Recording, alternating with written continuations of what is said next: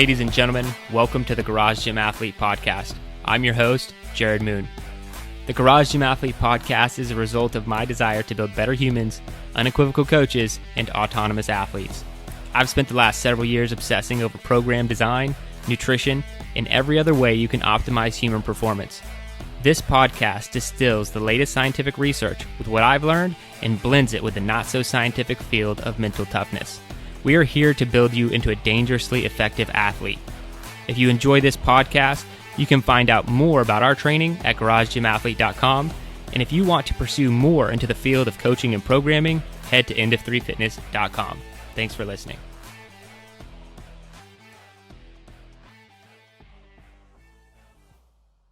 All right, ladies and gentlemen, welcome to the Garage Gym Athlete Podcast. Jerred Moon here with Joe Courtney. What's up, Joe? Hi. Oh, we're getting individuals today. Yep. Ashley Hicks. Guten Tag. And Kyle Schrum. Hey, what's up? Not much. And matching Killing Comfort shirts with Ashley and Kyle. It looks awesome if you're watching on the YouTube. The YouTubes. Almost matching. You can only buy one of them. Right. Yeah. We really should do more special. with the store, but we just don't. I blame myself. All right. Anyway, getting into the overview of the show. Again, no sponsors. You are the sponsor if you're listening to this and you are doing the programming consistently, earning those Killing Comfort patches and PR shirts. Those are the sponsors. We do not have any sponsors to the show, and we're going to keep it that way, except for this one sponsor we just brought on. I'm kidding. Okay. So no sponsors. I'm just going to make sure I start mentioning that more often. Now, today's show, we are doing carbohydrate mouth rinse improves resistance, exercise capacity, and glycogen lowered state. This was done in 2020. Now, if you go back to the very first episode, not of the Garage Gym Athlete Podcast necessarily, but the first episode of this format where we did a study, a topic, and then we covered Meet Yourself Saturday. 01 was carbohydrate mouth rinsing, but more for endurance-based stuff. So now we're talking about it in relation to resistance training, which is really cool. Then we have a book review after that, The Art of Resilience, we'll be talking about today. And then the workout is the Confused 2K. We'll give you our best tips and tricks on all of that. But before we do, got to hear what's going on with Ashley. How's life? Life is good. This is my birthday week. It's your birthday week too. We share a birthday week typically. We do. But my birthday presents are on point this year. Last year I asked for a rower on the podcast and it literally showed up on my doorstep seconds after. This year Scott is making me a bed. So he's already made the headboard, already made the footboard, and he's going to make the side slats. So it's a farmhouse style bed. Pretty cool. And That's I awesome. got some new some kicks from my mom, which always makes me want to work out more. When you get workout gear, you just want to let's go out, let's test these. They are probably the most comfortable Metcons I've ever owned, and I've owned a lot of Metcons. So Nike Metcons. So they changed the formula Yeah, and I like it for the better of comfort. Yeah. of comfort. The formula of comfort. But speaking of birthday, my update is I am taking myself back to my middle school years, and my birthday party is going to be at a skating rink on Saturday. Guess that. Yes, and I will be rollerblading, and I'm really excited about it. So it's going to be a bunch of 34, 5-year-olds skating with the middle schoolers. It's going to be great. Falling hurts a lot worse. Just throwing that out there. I'm not going to go crazy. And that's an easy update for next week. Yeah. Can't wait for that. Yeah. Put a knee brace. Are you going to wear a helmet? And no. You're not going to wear a helmet? Pads? Only losers No. the Pads. pads. God. The I elbow would- pads and knee pads. No, I'm not going to be that person. I mean, no, I'll probably wear tights and an oversized shirt so that way I don't The wrist guards? Great. Those are the You best. gotta go colorful 80s, like scrunchies and Absolutely. Okay, that's what everyone said, tutus and I don't know. Yeah, I was tutus. That's just weird. okay. No, I don't want to dress in 80s. I want to rollerblade, but yeah. But the 'cause I owner would can't be do offended skate. if you did that. What, dressed in 80s? Yeah, she would be like, this is a good business idea no matter what. Okay. It's not, it doesn't matter Like if this was popular 30, 40 years ago. Like, mad because you're doing it ironically. yeah. Why are you making fun of my business model? Yeah. Okay, so serious question. I'm assuming you all skated. Can you skate with the four skates, or are you an inline person? I cannot like a do the rollerblade? I four can do it skates. all. I can do both. Mm-mm. Balance is see my thing. why those would be that much different. It is different. Have you not It done is both different. though? Are you just I pretending do, like but they're like okay? the ones in the square, the regular skates are just a lot heavier. I used to rollerblade more though. Well, I yeah. fall forward more with the four. I don't know why. Well, you're supposed to stop by tilting your foot forward, which is just not. Do the Michael Jackson. Yeah, Not a good. Yeah. it's not how you Not a like good to model. stop. Yeah. Glad this conversation. This is a. Just in case anybody needs some tips that they'll never use, we got it. It's Hey, covered. skating. Actually, I think like skating like in public, it's like trending back up. Like that's becoming more of a thing. Wait, what do you mean in public? Like in parks and stuff. Like Instead of like in we private? go to parks. And He lives stuff in with our Chattanooga, kids. guys. It's Yeah, and people skate around the park and stuff. I've been seeing it more often. All right. I It's have seen making a a few comeback. people rollerblading here, but it's just nice weather. So See Well, people that's rollerblading two. in Florida. that's There two you go. people. Yeah. There you go. People don't use those kind of modes of transportation in Texas because everything is 40 miles away. So not Flash, possible. if someone rollerbladed on your street, they would die. They would die. Yeah. I almost died just running on my street. So rollerblading, skateboarding, all bad. All right, Ashley, you have to pick who's next. Ooh, yes, I forgot about this. All right, we're going with Kyle. Oh yeah. Get some of that, Joe. My update is pretty amazing. I'm gonna read it the way I wrote it out. Still Uh-oh. playing disc golf, still suck at it. There we go. That's it? That's it. You're not getting any better, huh? No. Well, maybe I suck a little less. Maybe. That's how it works, man. You just got to suck a little bit less until eventually you're okay. Then after that, you'll be good. After that, Yeah. you'll be great. That's what I say every day when I wake up. Just suck a little bit. Suck a little bit less today. That's it. Got a coffee mug with it and everything. Is that going to be like your motto when you have kids? Hey, just suck a little less. There, yeah, that probably is. I'm writing that one down. Like the motto Put it on for a you wall. or the motto for them. Like you're I've gonna got to say it to them. For them. That's Yeah. positive. Hey, good dad. morning. Suck a mean- little less today. Like, The motto with my kids is try harder, which is basically the same thing. yeah, I'm just a little bit more forceful. It's just a nicer way to say it. Yeah. So no, I'm all for that. I think that's a great. You should do it. Absolutely. I'll beta test it on the athletes. Suck less. I'm feel like gonna, we've been work that into they're not- athlete briefs. Yeah. 100%. There, at the very end, just Just guys get out suck there and suck a little bit less today. I feel like we've been beta testing that on athletes for a while now. The gifts were like a more subtle version of it, but yeah. We're just throwing subtlety out the window now. All right. My update's done. Joe, your turn. I like that you guys are picking up some recreational sports. I got nothing.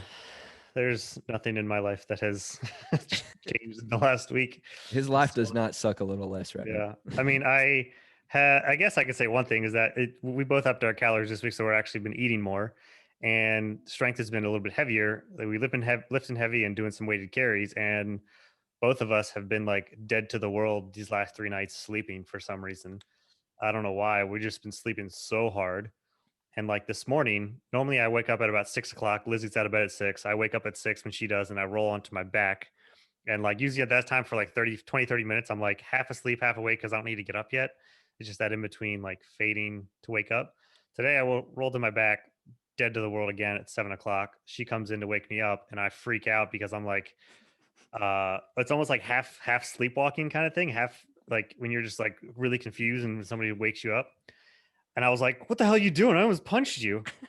And she's like, sorry, I'm just saying bye. I was like, all right, bye. And then I was still like out of it, like, what the hell's going on? What time is it? Yeah, I was dead to the world. So eating more, lifting heavier and sleeping harder. That's my Liz, do update. you feel safe at home? Yeah, right. It's like knock on the door next time. Oh, I don't know. In her own house. Yeah, you better knock when you come in your own bedroom. Awesome. This is the most Jerred? entertaining non-update I think we've Yeah, ever had it's just on the podcast. all things in my life. I'm glad to bring them to you. Well, my update is a tribute to Joe. So I this past weekend I wanted to throw in some extra training, and I was like, what would Joe do? Yep. What would Joe do? And so I did Sexy Saturday, not a full like Sexy Saturday, not a full on like this is all I'm doing today, but it was I'm going to add some Sexy Saturday movements into the later part of my workout. How many bicep curls did you do? That's the story. real question. So I was going back and forth on, I've just, I'm always reading, research and whatnot. And there's a lot of research coming up and about time under tension with hypertrophy specifically. We'll probably cover this on the podcast at some point because I've been reading these studies in my own free time. Should probably force other people to read it too. For fun.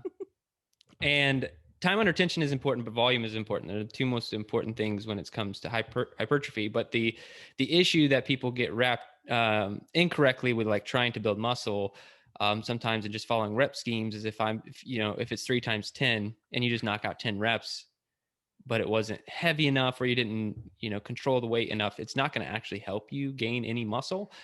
So you're supposed to have time under tension from 40 to 60 seconds. So I'm trying to make this an educational update as well. So think about how long that is for a set. And so I did 60-second single arm bicep curls. I don't even know how many reps I did. It probably was only about 6 or 7 reps per arm. So it wasn't like I'm just doing them as fast as I can because I'm trying to go really slow on the way up, really slow on the way down. I did 4 sets, 60 seconds, 60-second reps, right arm, left arm. But I had no idea what was coming for me after that. And that was the ridiculous level of DOMs, like stupid level of sore. I woke up Saturday night, to use the bathroom. And the reason I say is because Joe did his arms thing. And like, it's the middle of the night and I'm already like, I can't open my arms to go use the bathroom. I'm like, oh no, this is bad. And then Sunday it was okay. It was all right. Yesterday was the worst of it. It was just like my arms were in pain the whole day.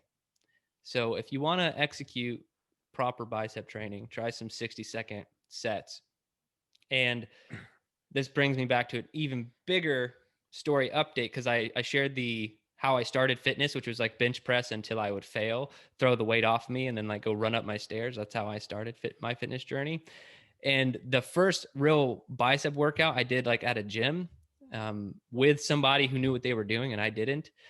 I remember I actually couldn't open my arms. And so I was in high school. I think I was like a freshman or something like that. You know how you can like put your arms on your backpack and your arms are kind of bent? I just like wore my backpack all day so I wouldn't look odd and like held on to the straps where I'd like have a reason to not open my arms all day. I didn't want to, because if I actually had to walk around with my arms up like this, like when I was in my house, I was like, trying to put on my shirt and stuff is all hard. So anyway, it took me back to those days and it was, it's brutal, but worth it. That means you're making progress, right? So that's nothing weird about front loading a backpack all day. No. I mean, he could have wore suspenders. That would have perfectly acceptable as well. But Perfectly. then when you sit in your desk, you can kind of keep your arms bent and on your desk the whole time. Yeah. So I got away with it. Nobody knew anything was different. T-Rex DOMs. Yeah. So learn how to train your arms. I'll probably do that again this weekend. But it probably won't hurt as much the second time. All right, let's get into the study. Again, I mentioned the name of it already. Carbohydrate mouth rinse improves resistance exercise capacity in the glycogen lowered state. And we also covered this, like I said, for endurance. So there were 12 healthy resistance trained men. I think they needed, a couple years, minimum of 2 years of lifting experience to perform squat and bench press at least weekly.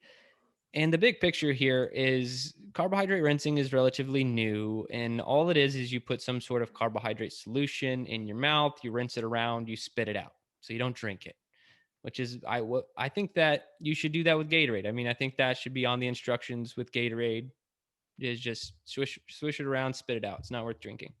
And they had people, I'm kind of confused about why they did some of this stuff.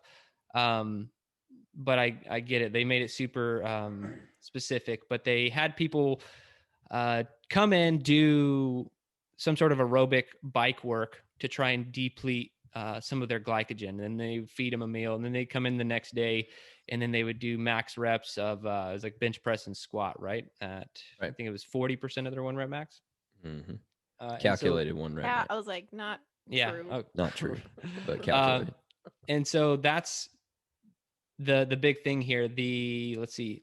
The main thing I wanted to read, because that part's easy, is how they did the carbohydrate rinsing, because I think that's a bigger takeaway, because it's proving carbohydrate rinsing is effective, and we can talk about that. But the participants rested 2 minutes between sets and 5 minutes between exercises. 30 seconds before each set began, they rinsed their mouths with either a 6.4% maltodextrin solution sweetened with sucralose or a taste match sucralose solution devoid of carbohydrate. So that's how they did that. And you just rinse it around, spit it out. And then they wanted to calculate who could do more reps and everything. So the big takeaway for me is this stuff works. I have a lot of other notes on just having read through the study and everything, but I don't want to steal too much without you guys chiming in. So it looks like it's effective. What do you guys think about carbohydrate rinsing and strength training?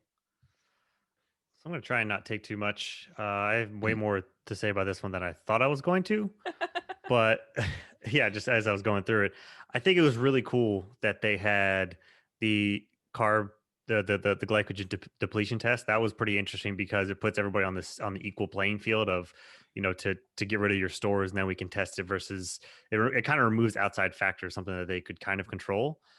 But then it was weird because they fed them again, and then they put them to sleep, and then they fed them again. So I didn't like. That's what I didn't like. They gave them a bunch of chocolate milk after they rode the bike, right? Like, like, what the heck? Why would you even deplete it? Why not just come back fasted? They're pretty much depleted. Say that they haven't eaten in 12 hours, and then begin your thing, what you want to do. That was weird to me. But the loads as well. So they did do the resistance training. They were doing 40% of their max. But as I was going through this, I looked at their body weight of the people that were doing it. They were about 174 pounds, the average, and 40% of the load. What it would be for mine is pretty much would be like max reps push-ups, max reps air squats, almost what the load was close to. And I'm just thinking about when doing those types of tests, it's not really strength. Yes, there's resistance to it, but it's getting your heart rate up for a lot of those, and that's I think why some of the carb rinsing helps, and we already saw it with endurance, and it's tests a lot with endurance and conditioning and such. So I think for this sort of resistance test, because their heart rates are getting up, and because the squat showed a whole lot bigger results than the bench press is, and I think the reason why the squat did was because when you're squatting, your heart rate's getting a lot higher than it is when it would be for bench pressing. At least I know it is for me. There's a lot more going on. There's a lot more moving. So I think that was a big reason why squat had bigger benefits than the press. And I think it's because of heart rate. If they were tracking heart rate, you'd probably notice that the heart rate was higher during these moments as well, if that makes sense. So those were the two of the bigger ones that I was, it kind of stood out to me. So any kind of movements or things that your heart rates are getting elevated, I think the more elevated it is, or if you're in those zone 3s and 4s, carb rinsing is great, but it would be interesting to see how it would be for other loads.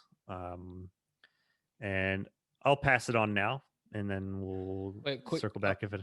I have a quick comment on that, because I agree with you 100%. Like, they gave them a bunch of carbs after they trained, but apparently not. I mean, to me, it was a lot. And I think, to their defense, I think that they were just trying to mimic more of a real life scenario in which you would eat, like what it would be like for an athlete. But I do think like a proper scientific experiment to test carbohydrate rinsing would be completely no carbohydrates after training, go to sleep, wake up, train fasted even, Don't give anybody anything, and only do carbohydrate rinsing, because if you are completely fasted and glycogen depleted, strength training gets really hard, especially this kind of strength training. So I do think I get what they were trying to do. It seems like they made it more realistic, which might be a better takeaway for athletes who aren't, depleting glycogen at night and then training fasted. But it could have been different, maybe a little bit more dialed in, I think. Yeah, I actually have one more quick thing, and that was the the placebo and the carb rinse part. Now, when we first did the carb rinse, I think it was because we found out that it's because your taste buds tasted something sugary, so it kind of tricks your brain into into thinking it's going to get more fuel, but it's not actually getting fuel. It's kind of tricking your brain. Well, their placebo was an artificial sweetener, and that's exactly what artificial sweeteners do. Was I correct in both things that I'm saying? I can't recall the mechanism behind it, and I don't know if they fully understand it yet. I do think that your brain gets tricked as part of it. I also think that, some of a very quick entry into the bloodstream is right under the tongue, right? So you could actually utilize some of that as well, the carbohydrate. So I think it's kind of both. Okay. All right. But I think that answers your question too. Yeah. Because the carbohydrate group outperformed the other one, so that would be a no. I think the sweetness doesn't actually trick the brain. It has something to do with the sugar or carbohydrate itself. All right, Ashley, what you got? I don't have too much to add. I think the bicycle, like depleting the lower part of the body, is what seemed to be most effective. Well, obviously, because the bench press wasn't very affected. And then I was a little confused about the nutrition, but we talked about that, especially with the low carb breakfast. I love how they called having toast low carb. Like, sure, it says it's 14 grams of carbohydrates, but what does that actually do to your glycemic level? But let's not get too much into that. And then my question is, I wonder why they didn't test a true 1 rep max. They used a 4 rep max and then took that 4 rep max and they're like, oh, okay, well, then your 1 rep max is probably here. And so I wonder why they didn't do that, whether they didn't feel comfortable doing that or whatnot. But kind of made me think about the Spartan Beast. Granted, we didn't really rinse, but that's what it made me think of being depleted, because I've never really felt super depleted of, I don't know. Anyways, but that's pretty much what I got. Kyle, do you got anything? So I'll just kind of echo some of the things that both of you already said. Like cycling, doing the cycling test the night before, I think that was a great idea, to deplete glycogen levels and things. But that doesn't really tax the upper body that much. And so I feel like maybe that played a role in the bench press test not seeing as much result as the squat test. And so I think it would have been cool to see either to do a separate study where you only focus on the upper body, you do something that's taxing of the upper body and see if you can mimic the same results that the lower body saw in this test, or to do something like do the same test over, but do something that taxes both at the same time and see if you can have like an assault big gains bike. in both. Right. Yeah. Like a fan bike or something like that. And where you're using both and you have to use both and you have to tax both. So that's something that I would like to see done. Also, like what Joe said, I'd like to see a similar squat test at higher loads, because this just kind of seemed like it seemed like another endurance test is what it seemed like to me. It's a super light load. So how long can you keep it up? How long can you keep doing reps? And it didn't really seem like much of a strength test to me. So I would like to see something at higher loads where it's going to be more taxing on you to do each rep and see if it makes a difference. But my big takeaway is need a boost, swish the juice. That's it. Just throwing the little catchphrase out there, put it in real nice, short, simple terms. I think it's something that we can absolutely use as garage gym athletes. Especially, sometimes people are training first thing in the morning, and, a lot of us train fasted as well. And so this could be something that we could really utilize no matter what type of training we're doing, whether we're doing strength or conditioning, just doing the carb rinsing. We've covered a study now that says that it's beneficial for the endurance type training and also for strength type training. So it's pretty much, to me, for garage gym athletes, it's beneficial no matter what training you're doing. So if you feel like you need it, then start utilizing it. Yeah, I think this would be most. Just be like boxers and have your spit bucket in your gym. Yeah. Yes. There you go. I can imagine like I'm okay with a garage gym athlete do it, but I could see being in a Globo gym and somebody like catching wind of this. No, it's not spit bucket, man. And they have like No. they have like a Gatorade bottle with Gatorade, and then the other Gatorade bottle is just what they're spitting into. I could totally see that happening. And then the guy like telling me about all the science behind it. You're like, dude, but you're just spitting this over and over. Anyway. Bro, this is science. Yeah. So this is a garage gym thing, probably most likely. I mean, you can do whatever you want. But yeah, I think the big takeaway for our athletes, yes, it works. I think it would work with almost any track that you're training with just how it's programmed. And the biggest way I could see you using it is if you're just trying to remain fasted, I think there might be some sugar that enters the blood, but I don't think it would be enough to technically break a fast. So if you are trying to, like we teach in the fuels course in a lot of different areas, if you are trying to fast in the morning, but you feel like you don't quite have that energy, maybe try some carbohydrate rinsing. And they're doing it in between sets. It's not like a pre-workout where you do carbohydrate rinsing right before you start and then you're good for the training session. It's something that you have to keep doing. So right. Swishing it around for about 30 seconds and then spitting it out is what you're going to try. So I would just try it with Gatorade, or you can make your own solution. And I do think that would be the best use case here. And if you drink Gatorade during training sessions, I would say just stop. There's most likely nothing that you're doing that requires drinking Gatorade during a training session, especially a training session that's only going to be an hour long. Now to the overall point, just energy systems, I don't think, and I know this is like, you mentioned it, Kyle, wanted to see like heavier strength and stuff. I don't think it would help. I just don't think that it would, because when you're going pure strength explosive and you're only lifting for whatever 10 seconds, right?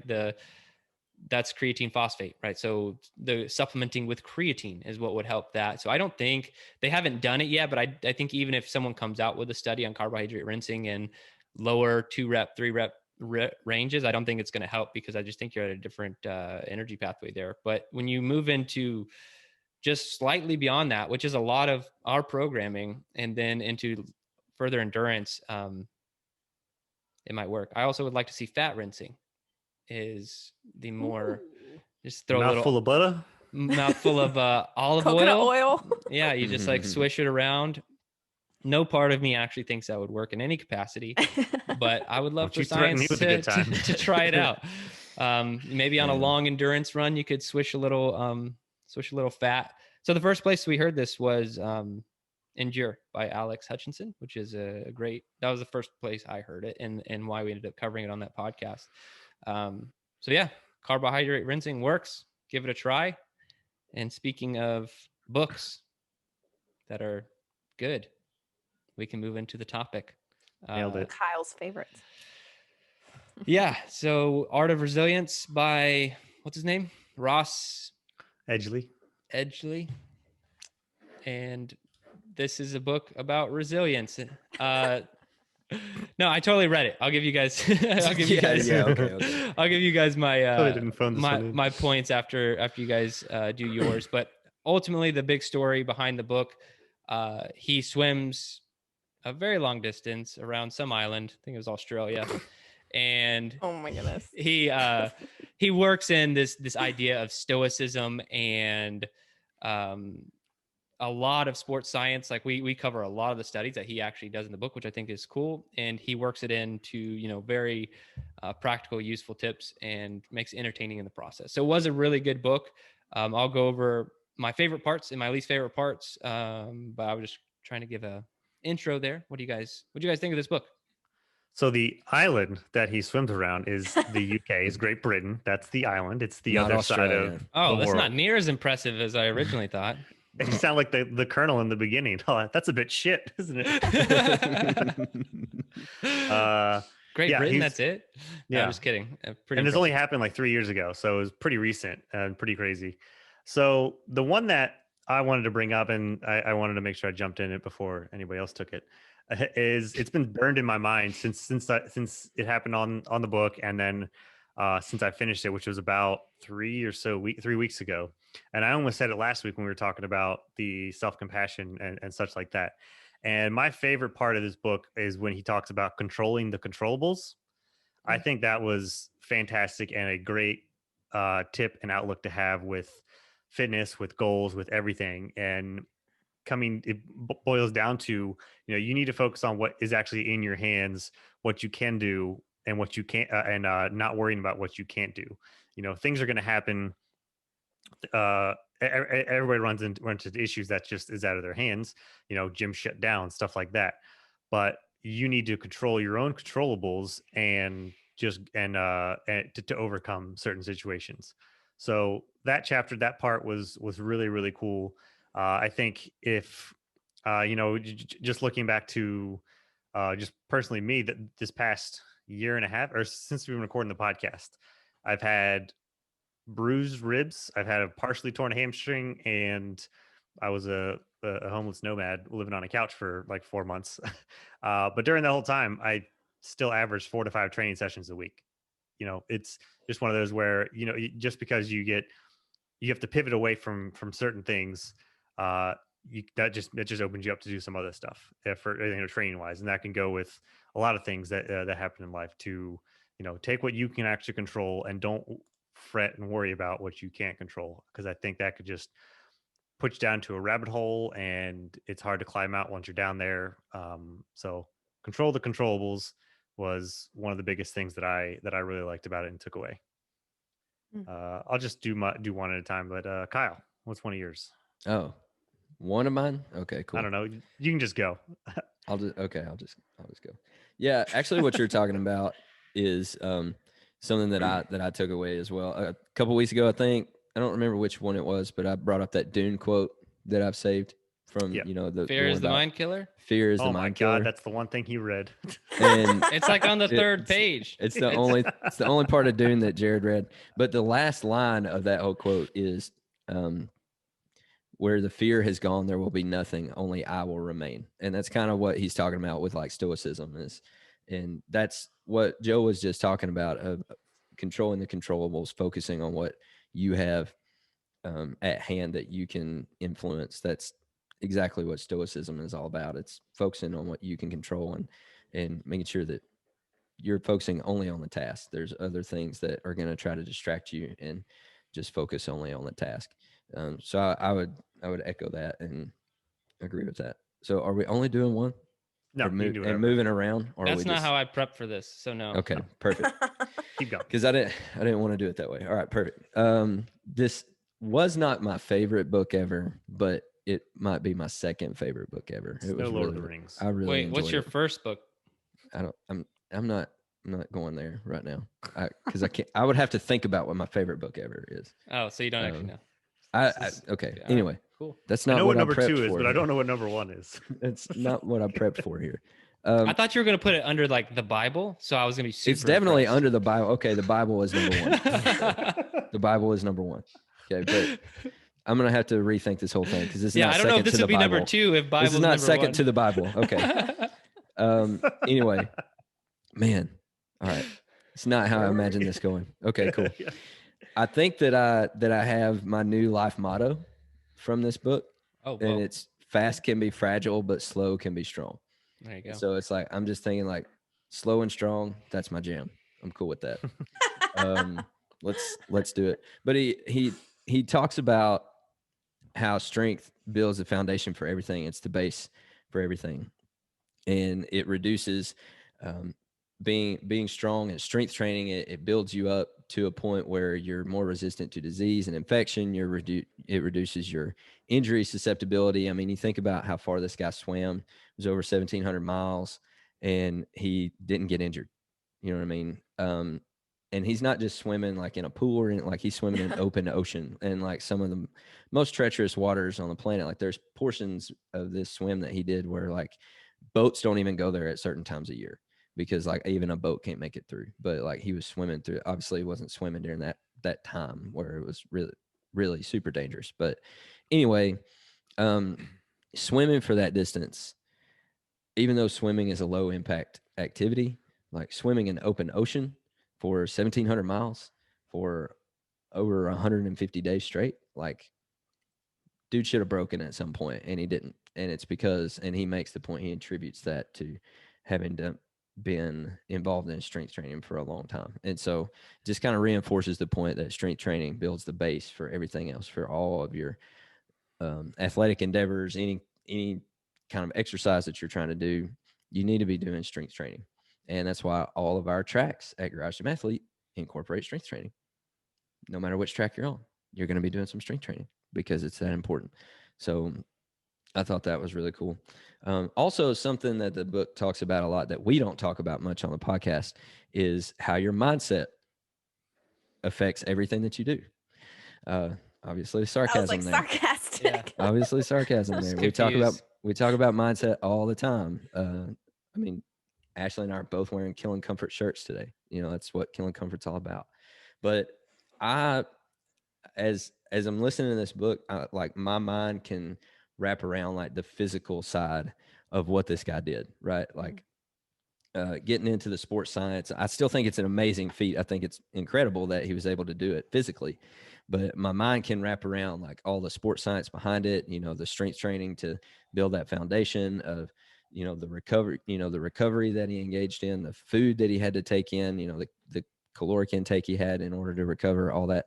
My mind can wrap around that. It's still incredible that he did it, but my mind can wrap around it. My mind cannot wrap around the mindset that this dude had to swim in the open ocean for 12 hours a day, every single day for 157 days straight. Like my mind can't go there. I can't fathom having that kind of fortitude, that kind of dedication to something just from a mental standpoint. And it just reinforces what we talk about all the time, that your body really is only limited by what your mindset allows you to do. Your mind is what holds you back. It allows you to either achieve your potential or not achieve your potential. I mean, this guy swam over 1,700 miles. His body was physically capable of doing it. He never got injured. He never got sick. You know, his body was physically capable of doing it. But the reason he was able to do it was not just because of his physical capability. It was because of his mental fortitude. To me, that's the most incredible part and unbelievable part of this whole story and this whole thing, and really just the human experience. Like the human body is capable of things that we haven't even reached its full potential yet, but we can only achieve what our minds will allow us to achieve. And so to me, that was the biggest takeaway from the book, was being mentally resilient and allowing that to help you reach your full potential physically. Yeah, and the dedication he had, like not just swimming for the 12 hours a day, but he never went ashore if they were going places. And so, and his reasoning was like, you know, I can't put any more stress on my body than I am. And like having that dedication, I'm going to basically be in open water the entire time that I'm doing this. Like that, I mean, that was crazy. I loved this book because Kyle kind of touched on it, but I hate saying self-help because it makes it put it like in a negative thing, but most like self-help or I don't know how to say. Basically, sometimes it can be a little dry. He is hilarious. Like if you can listen to the audiobook is what I'll say. Like cuz he narrates. Yes, and he tells his story, and it's like the good, the bad, and the ugly is what I wrote. And he tells you about, you know, all the things that sucked, but then all the thing like how he took what sucked and then turned it again. He flipped it on its head and was like, okay, I'm gonna make this a positive. Like that again, this dude killed the ultimate comfort.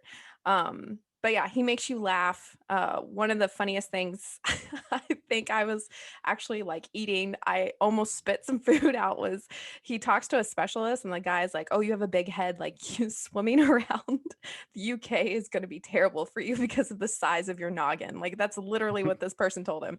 And then he was like, oh wait, but then you've got childbearing hips and thick thighs. And all I kept thinking was, man, I'd be a fantastic swimmer then, because he said you'd be super buoyant because of that. But yeah, he talks about all sorts of stuff. But so the book breaks down in 11 lessons essentially. And so my two favorite lessons are 5 and 8. And 5 talks about make your body an instrument and not an ornament, I think is what this one's titled. And it's he uses a method, is it the SAID method? I forget what it stands for. Yeah. Specific adaptation to impose demands. Perfect. And he just basically talks about putting your body under stress. And the more times you're putting your body under that stress, you will not get used to it, but basically like your body is going to adapt and then get better at it. And so I really liked that. And then the last one was 8. And the reason I liked 8, it's again, we're talking about strength here, and it's strength improves stamina and stamina improves strength. So like the training went hand in hand with each other, which was super cool. But and then I have to bring up the jellyfishes to the face. Oh my gosh. Like this dude gets stung in the face and like just what did he say? He got 25 jellyfish stings in the face and just kept swimming. Night. Yeah. Like it was nothing. Night, yeah. And he couldn't even talk because he was so like his eyes were swollen shut. Yes. Anyways, this book, go read it, go listen to it. It's great. It's very entertaining, and you'll have a few takeaways as well. I just re-listened to that same chapter, and I laughed again out loud because the captain wanted to give him a git mask. Like how ridiculous that is. And then he was narrating, saying that like they were disappointed at the lack of sex shops in northern Scotland or something. Yeah. I forgot about that. Yeah. So things like that happen in the book a lot. Yeah. And Kenyan men, if you're a Kenyan man, dude, I won't bring it up, but you just read the book and you'll know what I'm talking about. Kudos. All right. Jerred. My turn. Well, I guess I have to bring some negative to the book, or else people are going to think Ross paid us to do this review with how glowing the three of you have painted the picture. So I will start with a negative. That way I can end with positive. And my only negative was I do think that he had some pretty gross misinterpretations of studies. Not like he read it and like got it wrong on accident. It sounds like he was trying to use some of them to his advantage, but probably knowingly misinterpreted some of those, specifically the J-shaped curve and the immune system. He got concurrent training pretty wrong. I talked to you guys about that. And there were a few others. Us just having covered these studies, I didn't like go look at them after the fact, already having dove into some of these. It's not that the studies are bad. It's just, I think he tried to, and you have to know that this is true. He did not come up with this like ridiculous plan and then go execute it. Some of this had to happen after the fact, right? I'm sure he read a bunch of studies. He swam around Great Britain, and then he was like, okay, I need to fit in some other stuff to make this make the story a little bit better. And I do think that some of them just didn't work. So that was the only part I did not like, was some of the misinterpretations of the studies. But other than that, that was only a handful of them, of the like 100 studies that he probably mentioned in this. Other than that, it was good. So the big picture, why I like the book, because I've only ever seen one other author do it, and it was Alex Hutchinson, is making let's just say a fitness related book with science in it, entertaining. That is a very hard thing to do. I'd like to challenge myself to be able to do that one day. But that is, I just think is very difficult. But he had an amazing story about what he did, what he accomplished, and then he worked science into it. So entertaining and educational is a very hard thing to pull off, and he did it great. I do think that there is a ton of overlap. I'm talking about direct overlap with this book and Alex Hutchinson's book in Jerred, from the studies, from the people they talk about. So if you want, I put Alex Hutchinson's book quite above this book. So if you do like these types of books, I would go Alex Hutchinson, read Endure first, and after Endure, I would read this one. If you guys like want a back to back, because I think Alex is also, it's all endurance, right? And so he's going to go a lot deeper on the things that this guy mentions. And that's why I say hit it there first, because he only mentions some of these like models of fatigue and endurance and stuff. He just barely touches on them. And Alex goes really deep on them and why they matter and how to utilize them. But then Ross brings in a lot more of the science and strength training stuff and resilience and the mindset piece that I don't think Alex does as much. So I think it's a great combo to listen back to back. I love Stoicism in general. If you do like Stoicism, read what's his name? The Stoicism dude. He lives down in Austin. Holiday. Yeah, Ryan Holiday. Read anything by Ryan Holiday. All of his stuff is Stoicism. You could get the daily meditations one's another great one. If you enjoy his sports science stoicism, whatever the hell he called it, you like the idea of stoicism and being resilient, definitely check out almost anything Ryan Holiday has written, and you'll get a lot of good stuff from that. My favorite big takeaway, Ashley kind of mentioned it, was his reframing. I didn't write down what the lesson was or for which chapter, but it was towards the end when he does talk about reframing all of these things. Like they didn't allow any negative like conversation or talk while he was out on the water, right? If he got stung by a jellyfish, he wasn't allowed to say he got stung. He got hugged by a jellyfish, those types of things. And I think that those things go a long way in any kind of situation that you're in, no matter what it is. So I think if you could learn to do that in your daily life, always having a positive reframe of, Thomas Edison was like, I found like 1,000 ways to not make a light bulb, right? He didn't call them failures necessarily. I think reframing is the way that you have to look at it. So that was my biggest takeaway. I think was awesome overall. Like I said, incredibly impressive. I'm impressed by the dude. What he did is impressive, but I'm talking more about the actual writing of the book. I'm really impressed because of the combination of being able to do science and an entertaining story at the same time. I've only ever seen it done one other time, and that was Alex Hutchinson. So I'm very impressed with the book, and 2 thumbs up. Think that you should definitely read it. Yeah, I think that's something that I enjoyed about it too, is like if he had just written the book about the story about the swim, like that would have been an entertaining book, and he could have just done it that way of just really just telling the story and just like diving into the whole experience. But then he brought the sports science into it as well, and kind of, as you said, he didn't go super deep, like other authors have. But at the same time, that I don't think that was the entire point of the book. The book was meant to tell the story of the swim, but also to bring in the science behind it as well. So mixing the two. Otherwise, it would have been like, it would have been like 2 or 3 times larger if he had tried to dive deep into everything. Which reminds me, asterisk on a lot of the things that he does mention from training protocols. I wouldn't try almost any of them.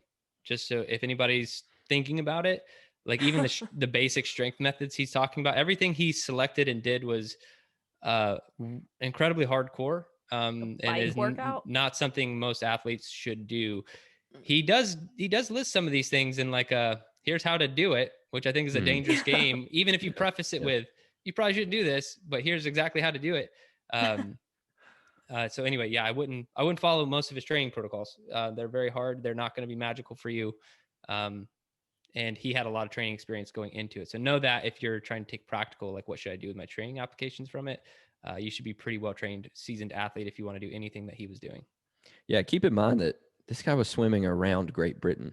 Like this is not, that's what he was preparing to do. Most people are, the vast majority of people are not preparing to do something like that. So like, yeah, don't take this as gospel of how to actually train just for GPP.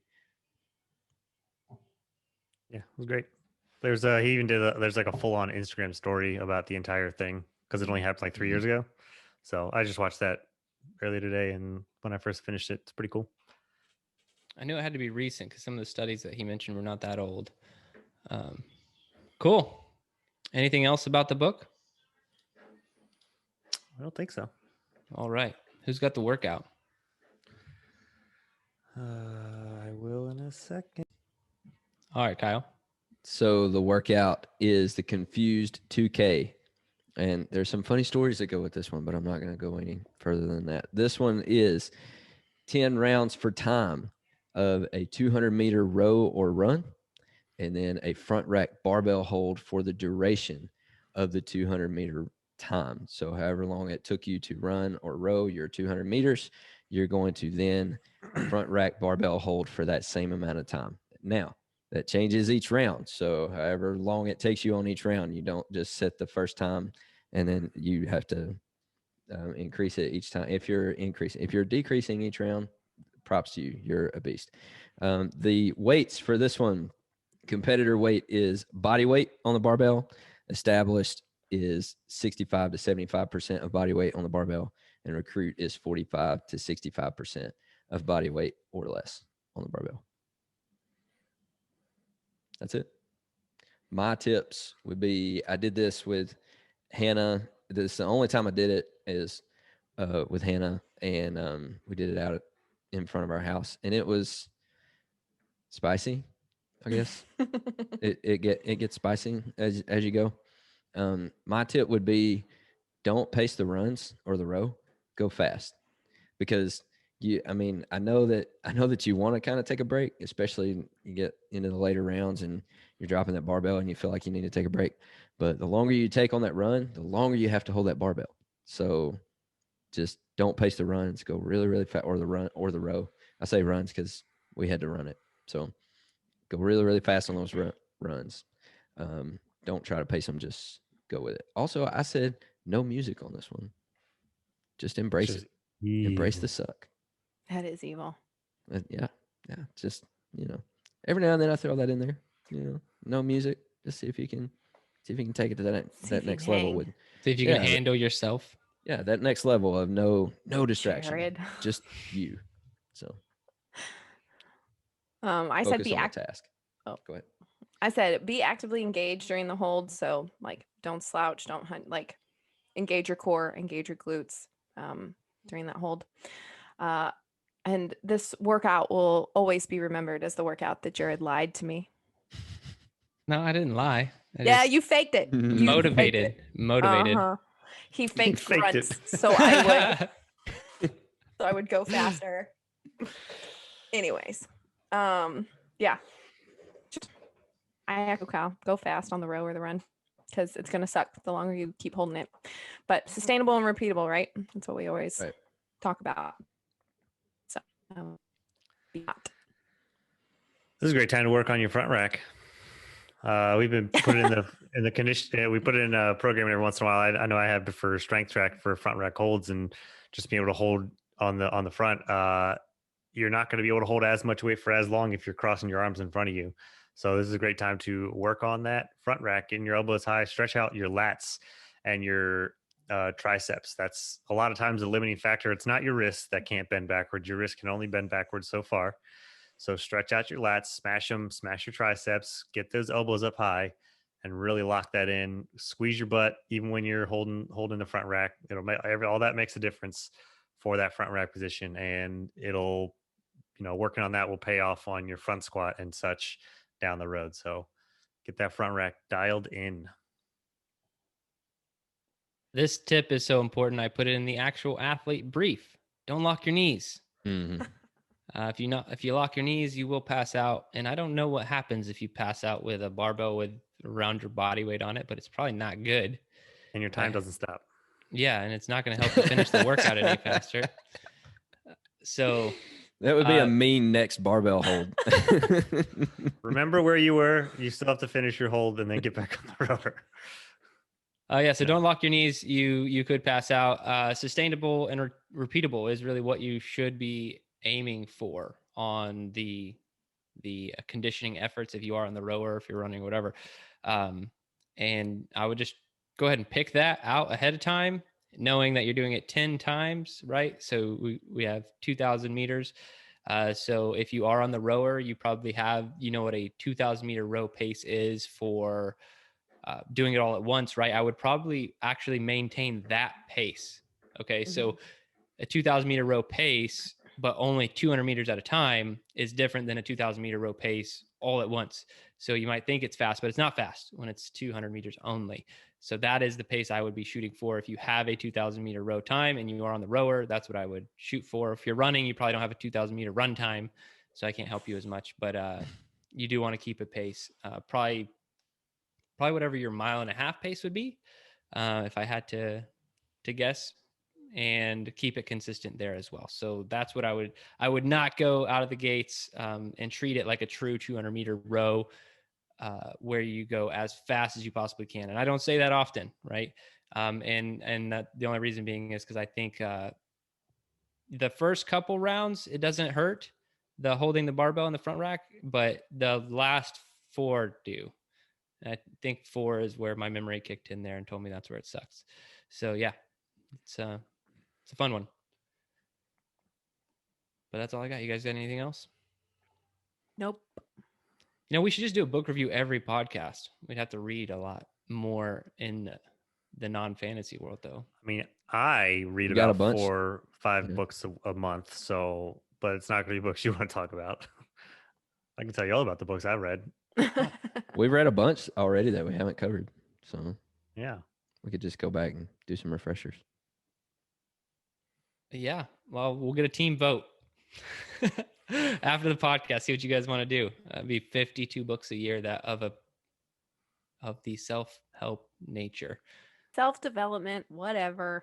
Yeah, I always say self-help. I don't really know. It does come with an asterisk, though. What is that? Like, the self-help is just so broad, and like it's just the connotation to it. I think that Ashley kind of leaned on it before, but yeah, it's just hard to, I don't know. The self-development is better. You're developing the self, but I think that help has a negative connotation, but I look at it the same way. Like, you're helping yourself. Like, if someone has cookies out on their table and they say, help yourself. It's the same. It's all good, right? You're helping yourself. Going back to our self-compassion talk from last week. What's always happened at the end. Yeah.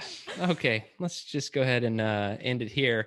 Well, this is the Garage Gym Athlete podcast, brought to you by you, the athlete. And if you're not one of those athletes, you can go to garagegymathlete.com, sign up for a 14-day free trial. We would love to have you. The best thing about our, let's say, service in general, Garage Gym Athlete in general, is not the programming. The programming is second place. The first place is going to be the community. So each and every single, Joe thought it was him. He thought I was going to say Joe. It's close, but it's actually the community. That's really, like, we're just getting more and more feedback. I mean, we had Chris Morgan on the podcast. He talked about that. That's becoming a lot of people's best advice on the podcast, is getting more ingrained with the community. And I think the pandemic has really revealed that, especially, Garage Gym Athlete training is kind of pandemic proof training, and it always has been. We just happen to be in the position to facilitate that for some people. But a lot of us have been training this way a long time before pandemic rolled around.